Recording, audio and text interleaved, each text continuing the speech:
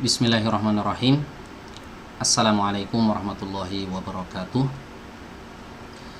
Alhamdulillahi rabbil alamin. Wabihi nasta'in ala umuri dunya waddin. Wassalatu wassalamu ala rasulillah nabiyyina Muhammad wa ala alihi wa sahbihi ajma'in, amma ba'du. Baik teman-teman sekalian, apa kabarnya?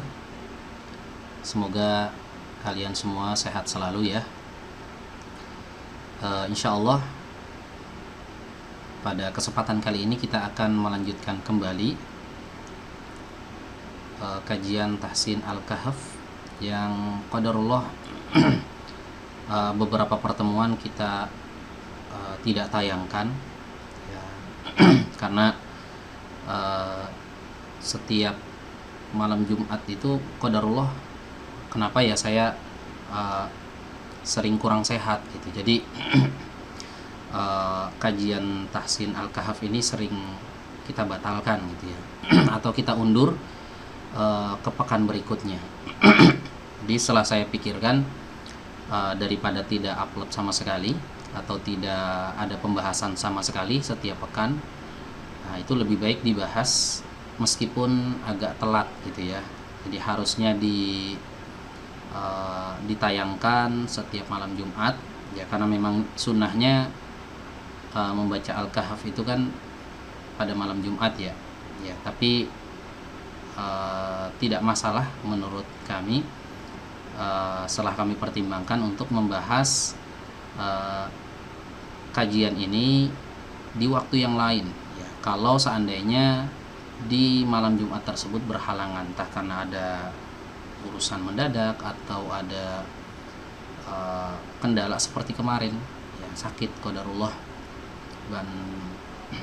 dan alhamdulillah pada kesempatan kali ini kita bisa berjumpa lagi ya di pembahasan Tahsin surat Al-Kahf ya. Insyaallah kita akan lanjutkan kembali ya teman-teman pembahasan tahsinnya.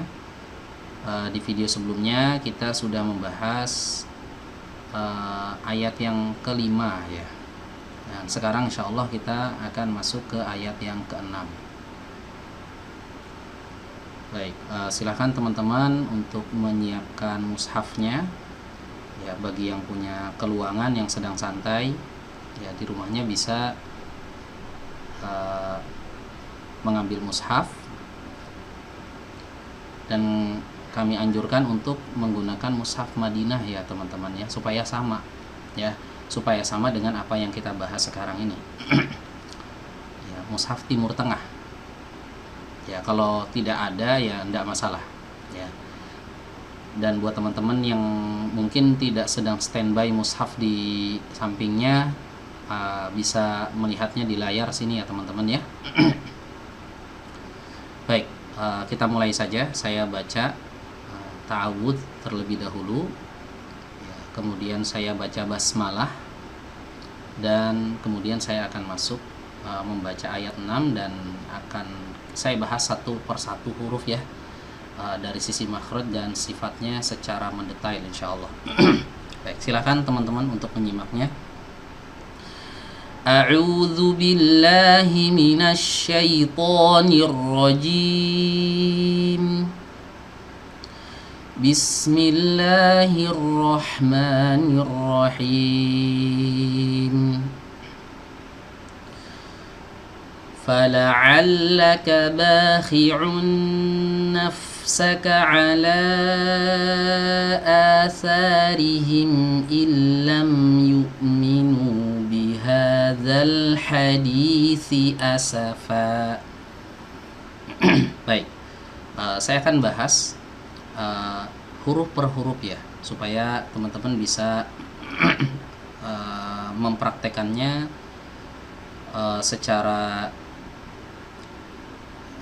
secara detail ya, satu huruf saya akan bahas dari sisi makhraj, sifat, dan hukum-hukum yang berkaitan dengannya. Baik, pertama ayat ini dibuka dengan huruf fa ya. Huruf fa itu tempat keluarnya ada di ujung gigi seri atas ya, ujung gigi seri atas bertemu dengan perut bibir bawah, fa, fa. Nah, kadang ada orang yang mengucapkannya itu menggunakan huruf P ya, pala'allaka, pala'allaka. Ini salah ya teman-teman ya. Jadi bukan huruf P yang betul. Ini lebih dekat ke huruf F dalam bahasa Indonesia ya. Fala, fala, bukan pala, pala ya. Dan hati-hati ketika mengucapkan huruf fa ini ya, ada beberapa hal yang harus diperhatikan ya. Yang pertama, harus ada angin yang ikut keluar. Fa, fa, fa. Nah, disinilah letak salahnya kenapa kita tidak boleh pak ya. Karena kalau pak itu nggak ada angin yang keluar ya. Fa, fa, fa, angin keluar ya. Kemudian yang kedua, hati-hati saat mengucapkan huruf fa tidak boleh menggelembungkan mulut. Fa, fa, fa ya. Hati-hati, ini termasuk kesalahan yang banyak kami dapatkan ya di masyarakat saat mengucapkan huruf fa ya. Kemudian huruf fa ini ya, cara mengeluarkan desisnya ya atau udaranya ini, fa, fa itu cukup di sini aja teman-teman, nggak usah sampai berlebihan dibantu dari dada. Fa, fa, karena ada juga yang seperti itu, fa, fa, fa sampai berlebihan ya. Ya, jadi biasa aja ya, biasa saja membaca Al-Quran itu ya, pertengahan ya, tidak boleh terlalu saklek ya sampai kaku semua gitu kan. Nggak boleh juga meremehkan gitu ya, nggak boleh meremehkan ya. Jadi pertengahan, fa biasa saja ya. Oke, masuk ke huruf lam. Huruf lam keluar dari mana? Awas, bukan dari ujung lidah teman-teman, bukan fala, bukan fala. Nah, ini dari ujung lidahnya aja yang terpakai, bukan ya. Huruf fa itu keluar dari pinggiran lidah yang di depan ya, pinggiran lidah yang di depan ya. Dari sini teman-teman ya, dari pinggiran lidah bagian depannya, ini bukan yang belakang. Kalau belakang ini huruf dot ya. Lam itu ada di sini ya, ada di sini. Kemudian kita juga menyertakan bagian ujung lidahnya dan bagian pinggir yang sebelah sini. Jadi bagian lidah yang nempel ke gusi itu lebih banyak ya. Jadi tidak bisa kita samakan juga dengan huruf L. Fala, fala ini kurang tepat ya. Yang betul fala, fala, fala. Nah, bagian lidah yang menempel ini lebih banyak ya. Pinggirnya ikut dikenakan ke gusi, jangan ujungnya aja, tapi pinggirnya ikut dikenakan. Ya, kata Al-Imam Ibnul Jazari rahimahullah, wallamu adnaha limuntahaha. Itu penjelasan beliau tatkala menjelaskan makhraj huruf lam ya. Wallamu adnaha limuntahaha ya, yang artinya huruf lam itu berada di bagian sisi lidah tapi adna, yang paling dekat ya. Adna itu paling dekat, lawannya aqsa, aqsa yang paling jauh ya. Wallamu adnaha, huruf lam itu ada di bagian sisi lidah tapi yang paling dekat di pinggir depan sini. Limuntahaha, sampai ke ujung sininya. Nah, jadi pinggirnya ini ikut dikenakan teman-teman. Paham ya? Ini kelihatan tangan saya di layar ya teman-teman ya. Nah, dari sini ke sini ini harus dikenakan ya. Fala, fala, bukan fala, fala. Nah, ini penting kita mengetahui makhraj huruf ya, agar kita bisa membaca Al-Quran ini dengan tepat sebagaimana yang Allah maukan ya, seperti ini gitu. Nggak asal dalam membaca Al-Quran itu ada aturannya ya. Baik, masuk ke huruf ain sekarang. Huruf ain ini sering kami jelaskan ya. Ya, buat teman-teman yang sudah menyimak video tahsin kami, pembahasan tajwid secara detail seperti ini dari awal ayat Al-Kahf itu pasti tahu ya. Huruf ain itu keluar dari tenggorokan bagian tengah ya, tenggorokan bagian bagian tengah di sini. Jadi tenggorokan itu ada 3 bagian, teman-teman. Ya, ada tenggorokan bagian bawah, bagian tengah, dan bagian atas. Ain itu ada di bagian tengah. A, a, a. Kesalahan yang banyak terjadi ya saat mengucapkan huruf ain adalah mengeluarkannya dari hidung. Ya, awas. Huruf ain tidak ada kaitannya sama sekali dengan al-khayshum ya, atau pangkal hidung. Tidak ada kaitan sama sekali. Jadi nggak boleh kita katakan fala'allaka, fala'al, ini masuk ke hidung berarti nih. Ya, untuk ngetesnya itu teman-teman bisa dipanjangkan a-nya. Ini kalau putus ada suaranya, nanti hilang lagi, ada suaranya hilang lagi, itu berarti masuk ke hidung. Ya, ain yang benar itu nggak begitu, teman-teman. Ya,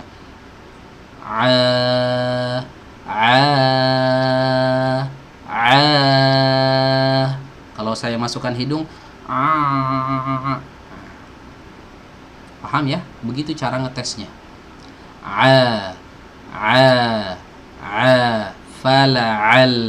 Fala'al, bukan fala'al. Ya, bahkan ada yang berlebihan masuk ke hidung semua, falangal, pakai huruf ang, falangal. Ya. Ini salah, fala'a. Ini dilatih ya, teman-teman ya. Ya, keluar dari tenggorokan bagian tengah. Tenggorokan bagian tengah itu ada di mana? Ya. Mungkin ada yang bertanya-tanya seperti itu ya. Tenggorokan bagian tengah tepatnya ada di sebuah organ tubuh yang bernama katup epiglotis. Ya, katup epiglotis. Ya, dia semacam katup kecil di sini. Nah, dorong ke belakang. Nah, ditekan. Nah, dari situ keluarnya. Nah, buat teman-teman yang nggak tahu wujudnya katup epiglotis itu seperti apa, ya. Nah, bisa disimak, silakan. Di sini saya akan tampakkan ya penampakan katup epiglotis itu seperti apa. Ya, silakan disimak. Nah, ini dia penampakan katup epiglotis. Ya, perhatikan di sini kursornya ya, teman-teman ya. Nah, perhatikan di sini ada bagian katup kecil ya. Dia semacam lidah kecil ya. Nah, ini didorong ke belakang, teman-teman ya, sampai nempel ke bagian tengah tenggorokan kita. Tekan ke sini. Ya, dari situ keluarnya huruf ain. Ya, sama seperti huruf h. H juga di sini h, cuma bedanya h itu nggak sampai nempel. Beda dengan ain. Ain ini sampai menempel. Kalau h ada celah udara keluar. Ain nggak boleh ada celah udaranya. Ya, karena ketutup dia. Kalau ada celah udara berarti jadi huruf h gitu. Ya, karena kalau teman-teman bisa mengucapkan huruf h, nah itu berarti tinggal satu langkah lagi untuk bisa masuk ke huruf ain. Ya, yaitu dengan cara dorong lagi ke belakang lagi sampai benar-benar nutup. Ya, itu huruf ain di situ, teman-teman. Ya, baik, kita lanjut. Ya, ini ain ya. Nah, sekarang masuk ke huruf lam. Kita masuk ke huruf lam. Ya, huruf lam ini ya seperti tadi ya, keluar dari ujung tepi lidah di sini. Ya, sempel ke gusi. Ujungnya sampai ke depan. Fala'al, bukan fala'ala, bukan la tapi la. Dilatih ya.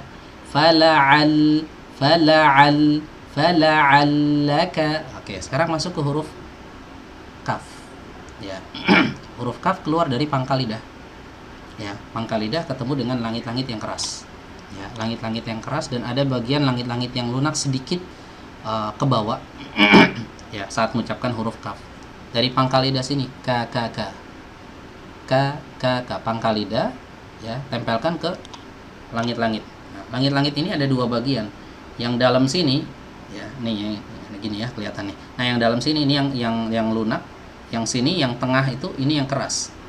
Nah, kaf itu berada di pertemuan antara langit-langit yang keras dan langit-langit yang lunak. Nah, jadi pangkal lidahnya ditempelkan ke situ. Ya. K ka ka ka ka, jangan terlalu dalam. Ko ya, ini terlalu dalam ya, jadi biasa aja mengucapkannya ya. Fala'allaka ya, bisa ya teman-teman ya. Oke, lanjut ke huruf ba. Ya, mudah insyaallah. Huruf ba ini ya keluar dari dua bibir yang dipertemukan ya, bibir atas dengan bibir bawah. Ba ya, awas hati-hati ya, meskipun ini huruf yang mudah diucapkan oleh siapa aja selama bibirnya normal ya. Selama kita masih punya bibir atas bibir bawah, insya Allah mudah bisa mengucapkan huruf ba. Tapi kadang ada aja yang salah ya, ada aja yang salah ya. Di antara kesalahan seorang ketika mengucapkan huruf ba itu ya, pertama bukanya terlalu lebar, bo sehingga dia jadi tebal. Ini salah ya. Huruf ba itu harus dibaca tipis. Ba dengan bo beda ya. Ba bo ya, beda ya.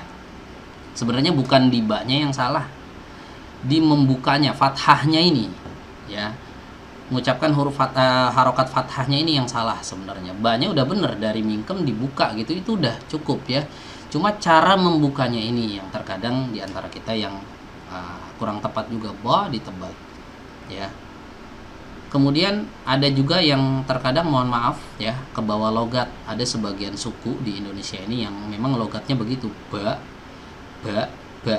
Fala'allaka ba, bukan ba. Kalau ba itu kayak ada dorongan dari dada ya. Ba. Bukan ba tapi ba. Oke, paham ya teman-teman? Lanjut ke huruf kha. Ya. Huruf kha. Nah, ini huruf yang keluar dari tenggorokan bagian atas. Ya, tenggorokan bagian atas. Khi, ada ngoroknya sedikit. Khi. Ingat, ketika dia kasroh, maka bibir bawah juga ikut turun kalau mau sempurna. Khi. Ya, jangan malas nurunin. Kadang ada tuh yang malas nurunin. Akibatnya jadi apa? Jadinya miring harokat kasrohnya. Bakhi'an. Bakhe, bukan bakhe, bakhi. Nah, kalau turun itu sempurna kasrohnya. Oke, paham ya? Masuk ke huruf ain, tadi udah kita jelaskan, ain keluar dari tenggorokan bagian tengah. Au. Jangan dari hidung, jangan tapi au. Bakhi'un. Aun, bukan on. Ya. Bukan juga ngeden ya, ada yang kadang tuh ngeden yang mengucapkan ain. Aun, nggak ada ngeden ya.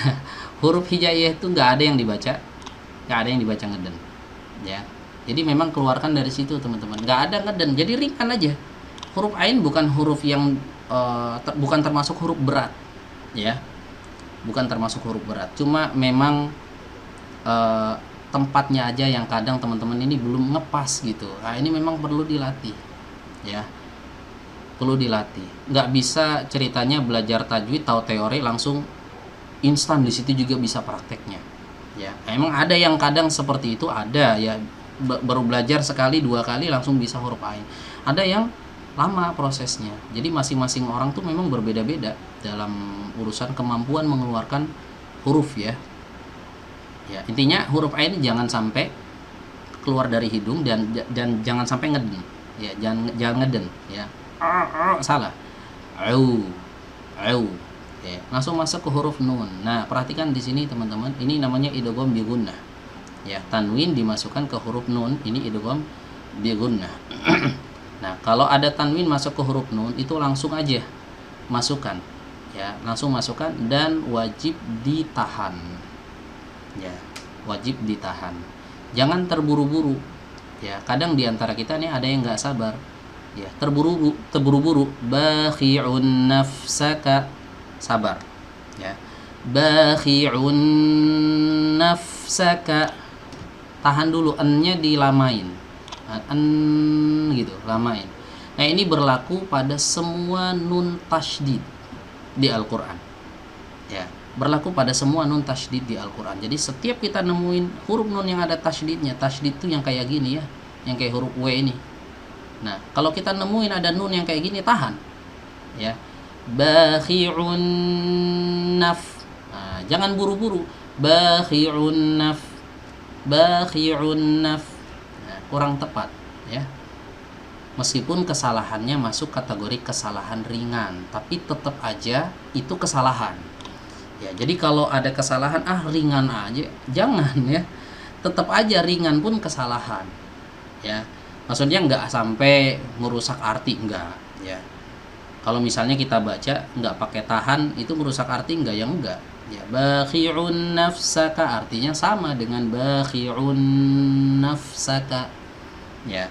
Cuma dalam kaidah ilmu tajwid ini dihukumi bacaan yang salah, menyalahi kaidah tajwid ya, tapi nggak menyalahi kaidah bahasa Arab ya. Oke, lanjut masuk ke huruf fa. Sama kayak tadi ya, huruf fa ya, ini yang di awal ya. Tapi agak sedikit berbeda perlakuannya ketika huruf fa dalam kondisi sukun. Huruf-huruf yang dalam kondisi sukun itu sifat-sifatnya akan terlihat lebih nampak, lebih jelas ketimbang huruf-huruf yang ketika dia dilafalkan dalam kondisi berharokat. Ya, contoh misalnya huruf fa di sini. Huruf fa ini adalah salah satu huruf yang memiliki sifat hams dan rokhawah.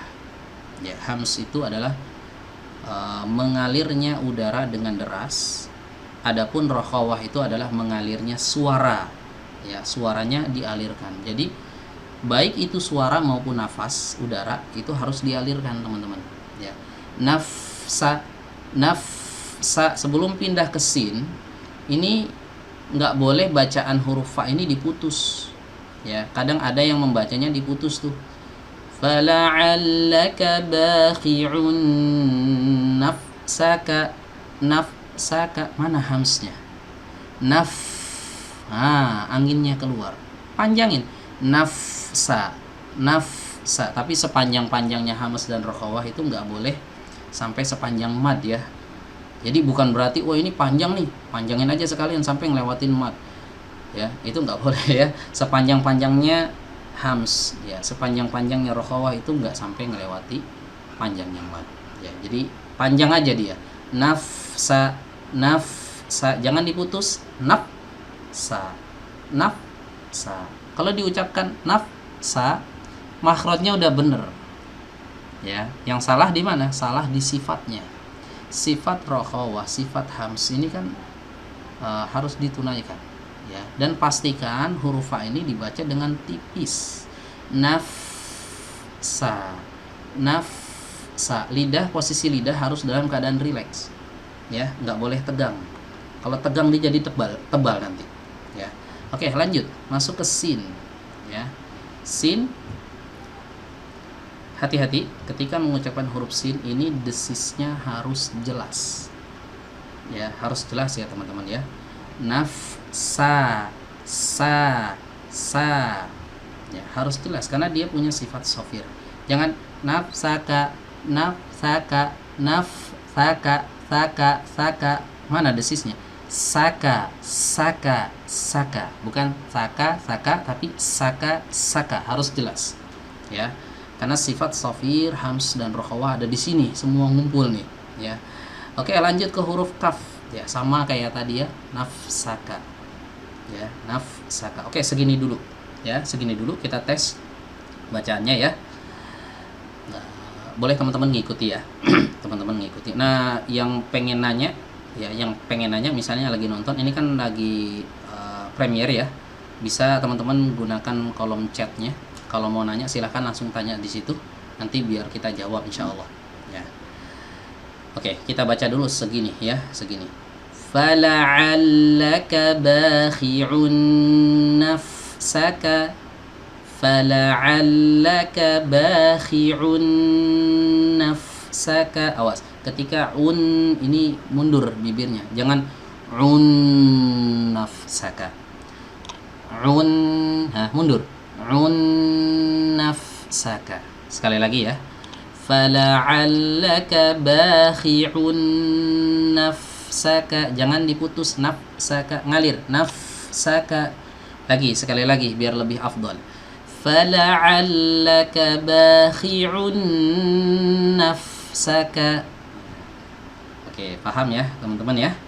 Baik, kita lanjut ke baris berikutnya. Ala asarihim, ain ya, ketika di fathah ingat tadi ya, saya sering wanti-wanti ain ini jangan sampai masuk ke hidung, jangan ngala, ini salah. Ala pakai hamzah juga salah, ala juga salah ya. Intinya kita memang harus latihan nih teman-teman ya, keluar dari sini, dari tenggorokan bagian bawah, dari katup epiglottis tadi yang udah saya tampilkan gambarnya. Ala bukan ala, nanti lamnya ikut ngeden juga, ala, padahal udah nggak ada, ainnya udah lewat ya, udah selesai. Kadang masih ke bawah, masih ketularan tuh, ala, lanya ngikut ke hidung juga gitu. Ada yang seperti itu ya. Baik, jadi biasa aja ya. Ya, oke. Lanjut ke lam. Nah, lam ini dibaca panjang. Ala. Nah, kalau misalnya teman-teman nemukan ada tanda seperti bendera ini ya, maka madnya ini pasti dibaca lebih dari 2 ya, dibaca lebih dari 2 ya. Ala, berapa panjangnya? Panjangnya adalah antara 4 sampai 5 ya. Kalau kita mengikuti riwayat Hafiz an Asim menurut jalur Syatibiyah ya, ini dibaca 4 atau 5, nggak boleh kurang ya. Ala asarihim ya, ala nih, kalau udah kira-kira udah 4 itu langsung masuk ke huruf A. Nah, hati-hati ketika masuk ke huruf A ya, A ini harus keluar bener-bener dari pita suara teman-teman ya, pastikan harus keluar dari situ ya. Kadang ada yang meremehkan ya, nggak dikeluarkan dari tempatnya, jadi seolah matnya itu langsung bablas ke sini. Contohnya ya, ada yang baca begini, ala sarihim, mana hamzahnya? Hamzahnya kayak nyatu sama madnya gitu, harus dipisah, harus benar-benar keluar dari pita suara tenggorokan bagian bawah. Ala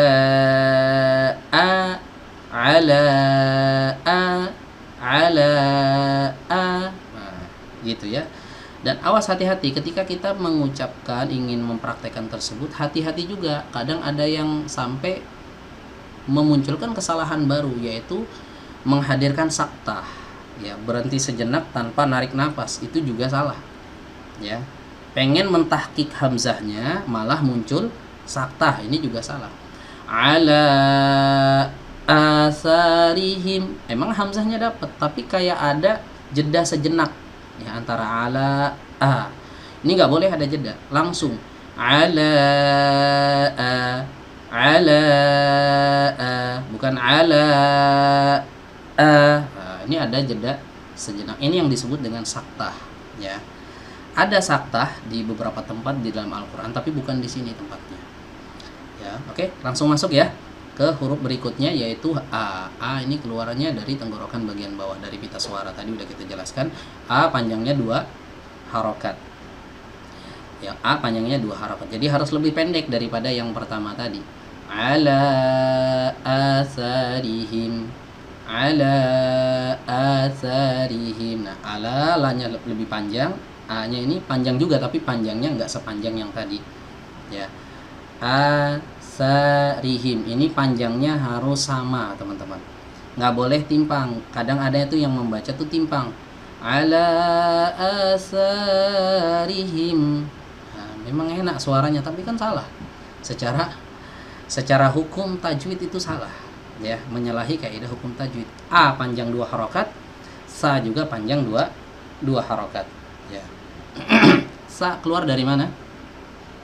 Huruf sa keluar dari ujung lidah ya. ujung lidah bertemu dengan ujung gigi seri atas. Ya. Awas, bertemu. Ya. Bukan ditekan, apalagi kadang ada yang sampai digigit. Ya. Ta. Ini kalau digigit ya nggak akan keluar hamsnya. Sementara huruf sa ini punya sifat hams. Sa. Nah, sa ada desis ya. Sa ada hamsnya. Ya. Ini nggak terjadi kalau misalnya ditekan kuat. Tak. Kalau kita tekan kuat nggak bisa keluar hamsnya sempurna. Apalagi digigit. Tak. Dulu saya diajarkan ketika kecil itu ya oleh beberapa orang guru saya rahimahumullah, ada yang sudah wafat juga. Ya. Afahumullah, semoga Allah maafkan kesalahan-kesalahan beliau. Ya. Jadi diajarkan ketika itu saya itu ketika mengucapkan huruf sa itu lidahnya digigit. Ya.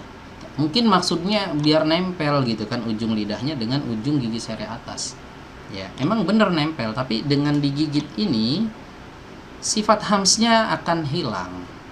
Ya, sementara dalam mengucapkan huruf sa itu harus menyertakan sifat hams. Asa,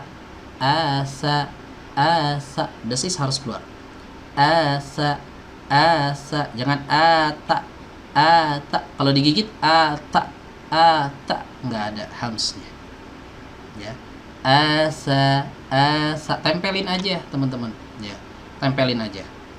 Kemudian lidah keluar terlalu banyak juga ini salah. Atharihim, sampai berlebihan. Pokoknya gini, ujung sama ujung, ya. Min tarafaihima kalau kata Al-Imam Ibnul Jazari, dari kedua ujungnya itu menempel. Ujung gigi yang ini, ya kan, menempel dengan ujung lidah di sini, nempel aja udah. Nah, itu udah sekedar nempel, jangan ditekan. Kalau ditekan ini nggak akan keluar hamsnya dengan sempurna. Ada hamsnya tapi nggak sempurna jadinya. Tempel aja. Sa. Oke, paham ya teman-teman ya? Masuk ke huruf ro. Ya, huruf ro ketika kasroh harus dibaca tipis. Ya, beda ketika ro dalam kondisi dhammah atau fathah harus dibaca tebal. Jadi huruf ro ini huruf unik teman-teman. Dia bisa dibaca tebal, bisa dibaca tipis. Ya. Dan ini ada pembahasan tersendiri ya teman-teman ya. Ya, sampai ulama itu membuat bab khusus di kitab-kitab mereka, yaitu bab tentang hukum ro, kapan dibaca tebal, kapan dibaca tipis. Ya, kita nggak akan bahas itu terlalu jauh karena ini pasti akan melebar. Ya, saya cukup fokus ke sini. Ketika huruf ro, teman-teman dapati huruf ro di Al-Qur'an, kasroh harus dibaca tipis. Ya. Kalau dia fathah tebal, ro. Ya, ro. Kalau dia kasroh tipis, ri. Kalau dia dhammah tebal, ru. Jadi yang kasroh ini yang tipis. Asari, bukan asari. Asarihim, salah. Asari, rihim. Oke, keluarnya sekarang dari mana huruf ro ini?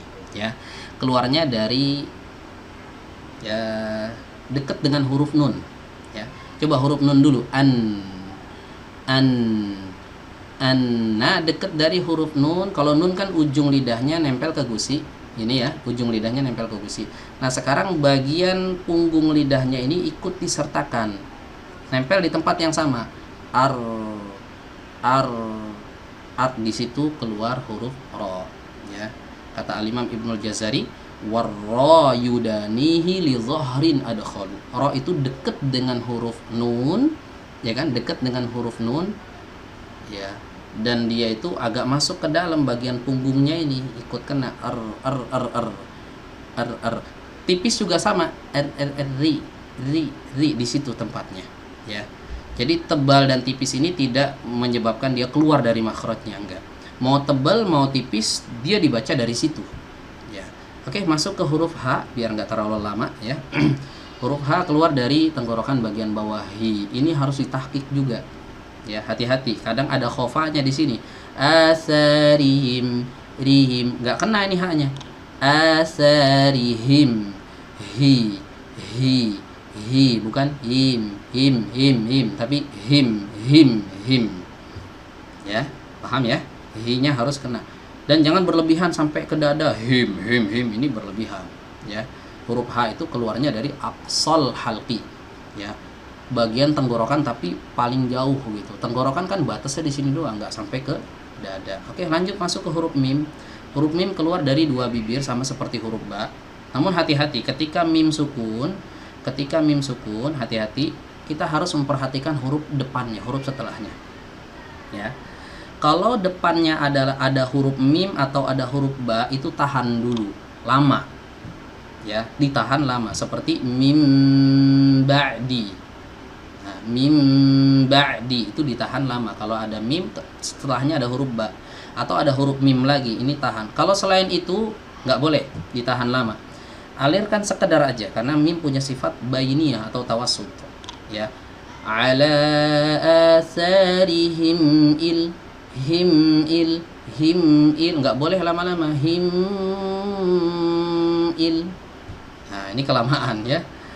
Nah kalau ketemu huruf ba bolehlah digituin, lamain ya, tapi kalau selain mim depannya atau selain ba itu nggak boleh lama-lama ya.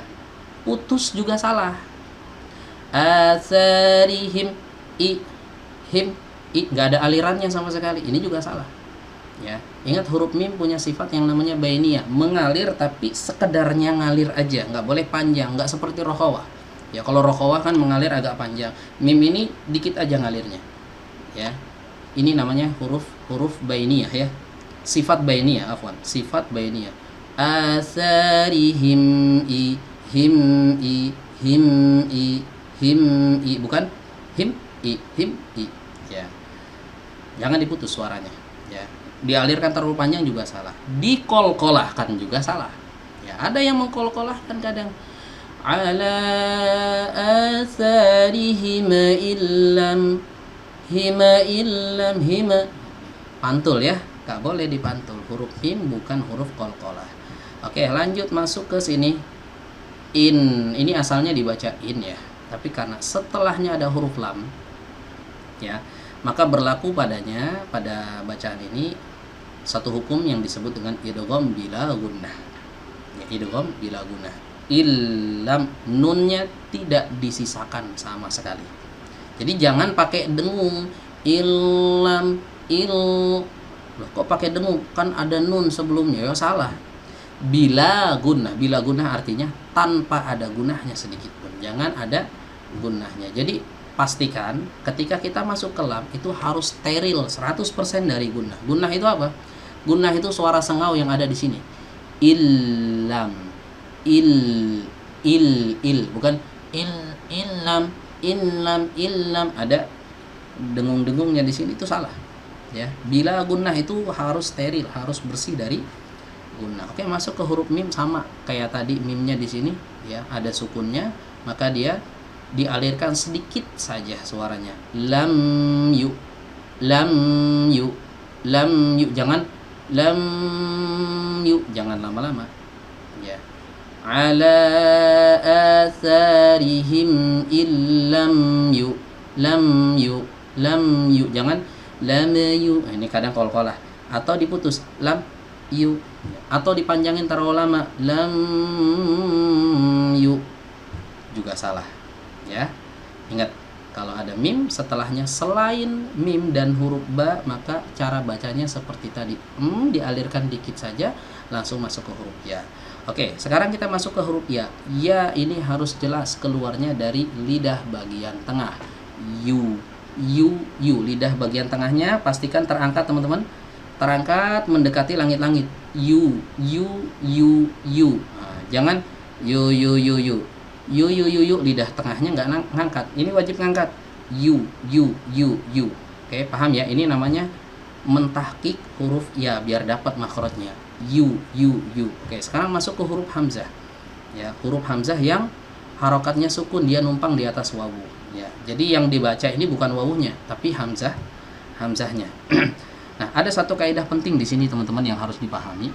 Ya, ketika huruf sukun, pahami baik-baik, ketika huruf sukun, maka posisi mulut harus dikembalikan ke posisi huruf tersebut secara normal. Ya, ketika sukun, posisi mulut ya, bentuk mulut ini harus normal sebagaimana kita mengucapkan huruf tersebut.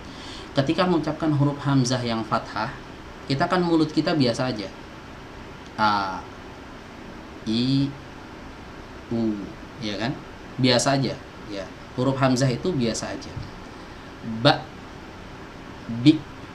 Ketika sukun, ketika dhammah sebelumnya, bu, harus dikembalikan. Bu, yu, minu,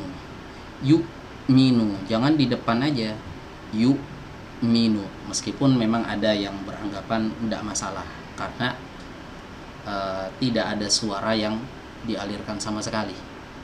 Yu, minu dimajukan dengan tidak dimundurkan, dengan dimundurkan yu, minu, ini sama aja, ya. Tapi menurut yang kami pelajari, ya, ketika kami bertalaki dengan guru-guru kami, ya, mereka kebanyakan mewajibkan untuk memundurkan, ya, posisi bibir saat kita mengucapkan huruf hamzah, terutama hamzah yang sebelumnya ada dhammah. Yu, minu. Nah, teman-teman kalau mau tahu cara memundurkannya lebih jelas lagi, dan memang ini langsung ulama yang mempraktekannya, ya. Teman-teman bisa melihat beberapa video, menonton beberapa video yang ada di channel ini, ya. Itu video talakinya Syekh Abdul Qadir Al-Utsman, ya. Mungkin teman-teman bisa klik ya link yang ada di sini, yang ada di pojok kanan atas. Bisa klik di situ, nanti teman-teman akan diarahkan ke satu video yang di situ ada praktek huruf hamzah sebelumnya ada dhammah, hamzah sukun sebelumnya ada dhammah, gimana cara mundurkannya itu seperti apa. Nah, di situ beliau mempraktekkan dengan sangat jelas, ya. Baik, kita lanjutkan. Intinya di sini saya pribadi, wallahu alam, saya pribadi mengambil pendapat yang kita mesti memundurkan yu, minu, karena kembali lagi ke kaidah tadi, ya. Huruf sukun itu harus dikembalikan ke posisi normal, ya, ke posisi huruf tersebut, ya, ke posisi huruf tersebut, ya. Huruf tersebut awalnya nggak monyong, ya jangan dimonyongin, ya. Sama kayak mim, ya, lakum dinukum waliyadin, lakum dinukum, balikin ke posisi mim. Mim ketika kita mengucapkan fathah itu kan nggak dimonyongin, tapi biasa aja, maliki yaumiddin, bukan maliki yaumiddin, ya. Jadi ketika sukun kembalikan ke posisi awal. Hamzah posisi awalnya ada di mana? Ada di posisi bibir itu dalam kondisi nggak maju, ya. Yu, minu, ya, paham ya? Oke, lanjut. Minu. Nah, ini hati-hati ketika mengucapkan huruf kasrah, ya. Huruf kasrah lagi-lagi sering saya pesankan ya ke teman-teman, usahakan kasroh itu dibaca sempurna, mi, ya. Jangan males nurunin dua bibir bawah ini, mi, ya. Kadang ada yang males, yuk mena, akhirnya nular ke huruf nunnya pun males majuinnya, jadi na, harusnya kan nu maju, illam yu'minu, nah gitu, nu, ya. Baik, paham ya teman-teman, ya. Ini hati-hati lagi. Nun dipanjangkan, awas. Nun dia memiliki sifat gunnah, ya. Nu. Tapi ketika dipanjangkan, gunnahnya itu jangan dimasukkan ke wawu. Jangan nu, tapi nu, bukan nu, salah. Nu ini benar, ya. Kerasa di sini. Kalau nu, ini putus begini berarti masuk hidung. Tapi kalau nu,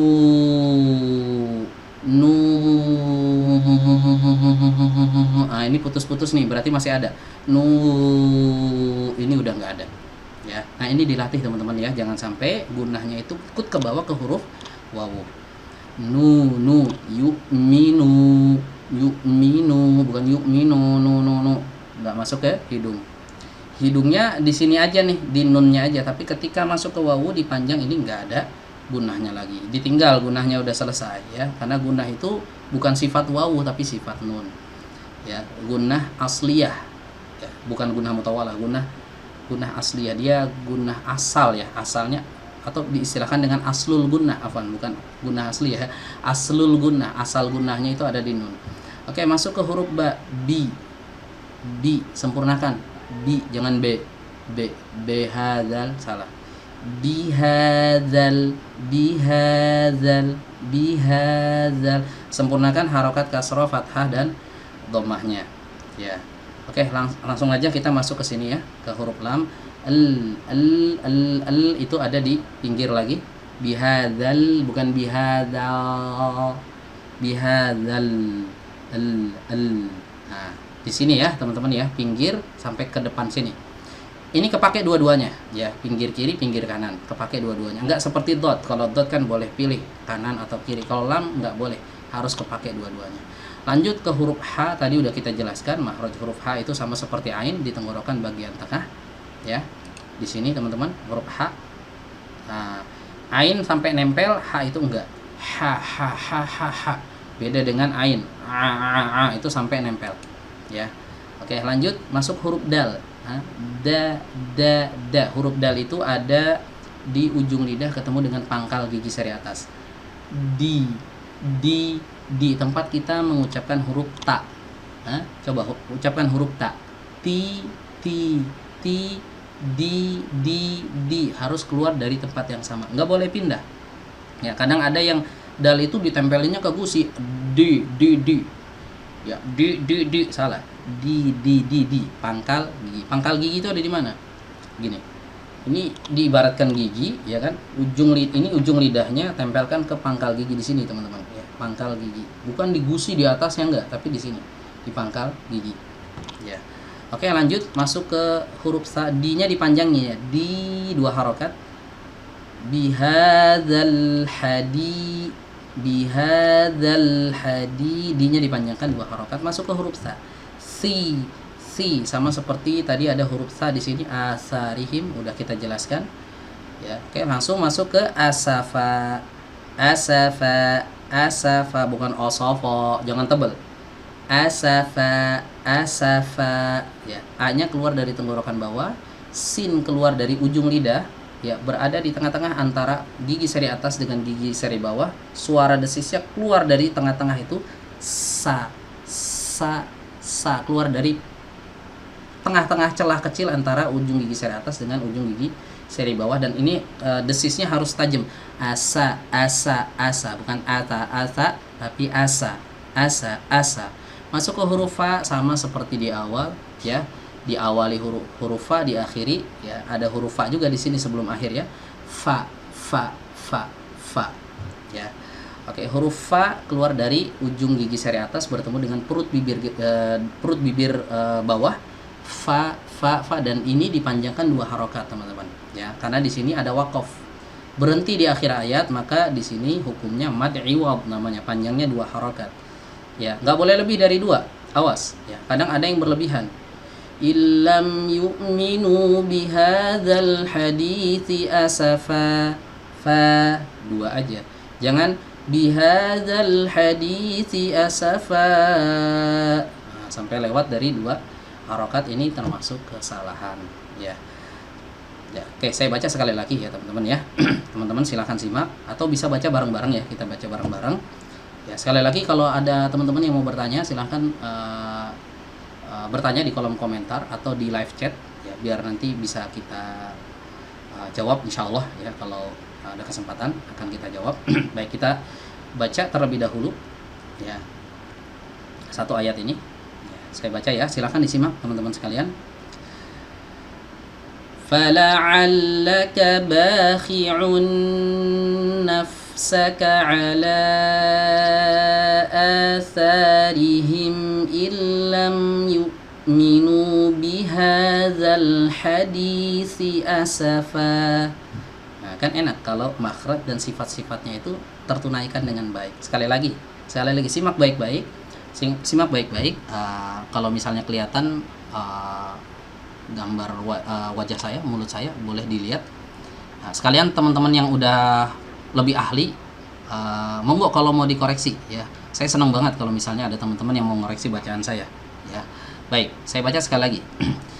فَلَعَلَّكَ بَاخِعٌ نَفْسَكَ عَلَى آثَارِهِمْ إِن لَّمْ يُؤْمِنُوا بِهَذَا الْحَدِيثِ أَسَفًا. Ya, baik, mungkin kita cukupkan sampai di sini teman-teman sekalian. Ya, kurang lebihnya mohon maaf. Ya, kita akhiri dengan membaca doa kafaratul majlis. Subhanakallahumma wa bihamdika asyhadu an la ilaha illa anta astaghfiruka wa atubu ilaik. Wassalamualaikum warahmatullahi wabarakatuh.